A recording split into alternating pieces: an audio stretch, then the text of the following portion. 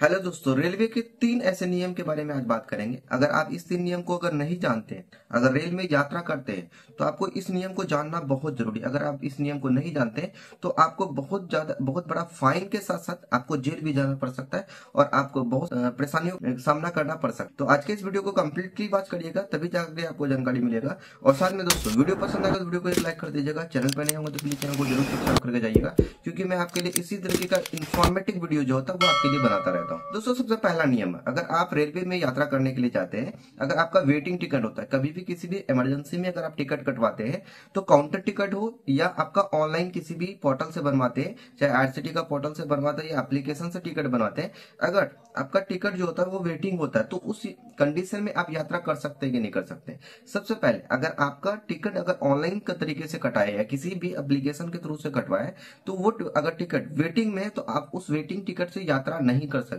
Waiting ticket में यात्रा करने की जो सुविधा होती है वो बंद कर दिया गया है। और वेटिंग टिकट से अगर आप वेटिंग टिकट लेकर के अगर आप यात्रा करते हो, तो आपको बहुत बड़ा नुकसान सहना पड़ सकता है और आपको बहुत बड़ी फाइन देना पड़ सकता है। पहला चीज है। दूसरी, अगर आप टिकट काउंटर से लेते हैं, तो काउंटर टिकट अगर ले रहे थे, चाहे आप काउंटर में टिकट लिए, चाहे आपका क्लास स्लीपर क्लास हो या एसी का किसी भी क्लास का, फर्स्ट क्लास, सेकंड क्लास या थर्ड क्लास का, जिस भी क्लास को अगर आपका टिकट हो, अगर आपका टिकट वेटिंग में है तो भी आप यात्रा तो कर सकते हैं। लेकिन अगर आपका स्लीपर क्लास का है या एसी क्लास का है, तो अगर वेटिंग में है तो आप स्लीपर में हो या एसी में आप नहीं बैठ सकते, आपको जनरल क्लास से आपको सफर करना पड़ेगा। अगर आप जनरल क्लास से नहीं सफर करते, अगर वेटिंग टिकट लेकर के स्लीपर में जाते हैं या एसी का टिकट हो एसी में बैठते हैं, तो अगर आपको टीटी पकड़ लेता, तो टीटी पकड़ने के बाद आपको 420 रुपए का फाइन और साथ में ट्रेन जहां से बन करके, यानी कि जहां से ट्रेन खुल करके आई है और जहां जिस स्टेशन तक आपको पकड़ा गया उस स्टेशन तक का आपका जो भी फेयर बनता है वो ले लेगा और आपको नेक्स्ट स्टेशन में आपको उतार दिया जाएगा।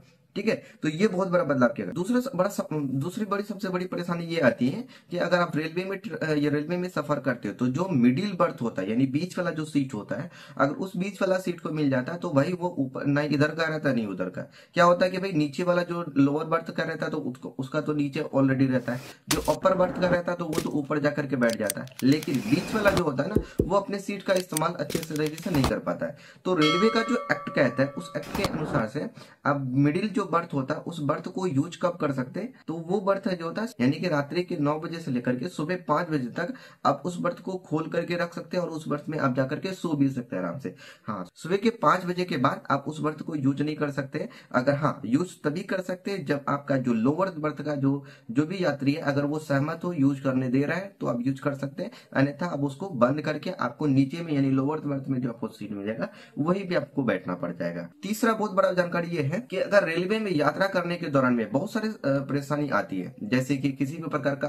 खाना ऑर्डर किए, खाना अगर खराब मिल गया, या किसी भी प्रकार का यात्री आपके साथ दुर्व्यवहार कर रहा है, अगर आपका सीट है, आपको सीट पे बैठने नहीं दिया जा रहा है, तो इस तरीके का किसी भी प्रकार का कोई भी समस्या अगर रेलवे में यात्रा करने के दौरान में होता है, तो आपको कुछ नहीं करना, बस एक ही करना है कि बस आपको अपने फोन उठाना और फोन उठा करके आपको 139 जो हेल्पलाइन नंबर है, यानी कि रेलवे का जो हेल्पलाइन नंबर है, उस हेल्पलाइन नंबर पे कॉल करना और कॉल करके जो भी आपको परेशानी है, जिस भी तरीके का कोई भी दिक्कत हो, उस तरीके आपको क्या करना, उसका कंप्लेंट रजिस्ट्रेशन करवाना है। बस कंप्लेंट रजिस्ट्रेशन होने के बाद आधा से 1 घंटे के अंदर में सीआरपीएफ पुलिस आएगी और आपका जो भी अगर कंप्लेंट अगर ओरिजिनल पाया जाता है तो उसका सॉल्यूशन होगा और जो दोषी पाएगा तो उसको सजा भी मिलता है। तो ये रेलवे का 3 बहुत ही बड़ा अपडेट था, जिस अपडेट के बारे में आपको जानना बहुत जरूरी था। तो ये अपडेट, आपको ये इन्फॉर्मेशन कैसा लगा आप हमें जरूर बताइएगा। अगर आपको किसी भी प्रकार का कोई भी समस्या होता है या किसी भी प्रकार का कोई भी सवाल होता है, तो आप हमें कमेंट बॉक्स में कमेंट कर दीजिए। मैं कोशिश करूंगा आपका जो भी सवाल होता है उससे रिलेटेड आपको इन्फॉर्मेशन पहुंचाने का या उससे रिलेटेड वीडियो बनाएंगे।